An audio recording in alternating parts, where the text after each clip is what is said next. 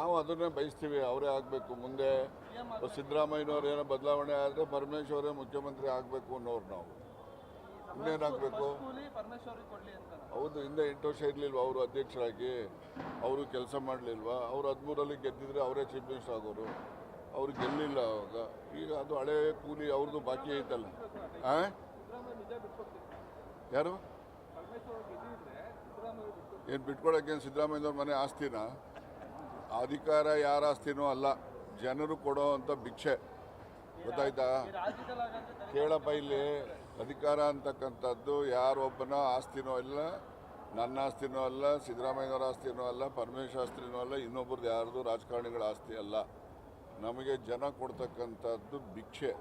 ಗೊತ್ತಾಯ್ತಾ?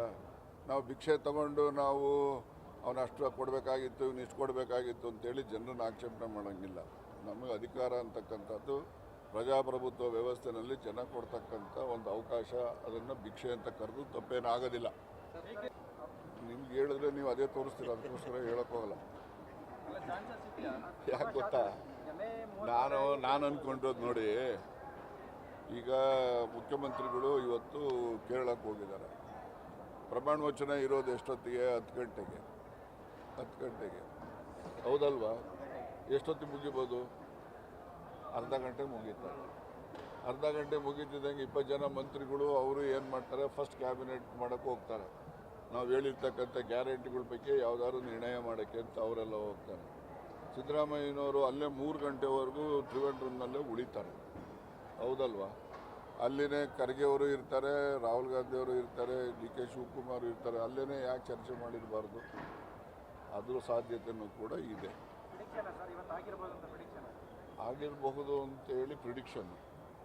ಯಾಕೆಂದರೆ 3 ಗಂಟೆವರೆಗೂ ಅಲ್ಲೇ ಇರ್ತಾರಲ್ಲ ಇವರು. 3 ಗಂಟೆವರೆಗೂ ಅಲ್ಲೇ ಇದ್ದು ಏನು ಮಾಡ್ತಾರೆ ಅವರೆಲ್ಲ? ಏನು ಮಾಡ್ತಾರೆ? ಏನಾದ್ರು ಅಲ್ಲೇ ಏನು ಅದೇನು ಒಂದು ದಿವಸ ಮಾತಾಡ್ಬೇಕೇನ್ರಿ? ಅಲ್ಲೇ 4-5 ಜನ ಕೂತ್ಕೊಂಡು ಒಂದು 5 ನಿಮಿಷದಲ್ಲಿ ಏನಾದ್ರು ಒಂದು ಅಭಿಪ್ರಾಯ ರಾಹುಲ್ ಗಾಂಧಿಯವ್ರ ಬಾಯಿಯಿಂದ ಏನು ಬರ್ತದೆ ಅದು ಜಾರಿ ಆಗ್ತದೆ. ಆಗಬಹುದು ಅಂತ ನನ್ನ ವೈಯಕ್ತಿಕ ನಿರೀಕ್ಷೆ. ಯಾಕೆಂದರೆ ನಾನು ಅವ್ರ TP ನೋಡಿದ್ದೀನಿ ಅಂತ ಅಂದ್ಕೊಂಡಿದ್ದೀನಿ.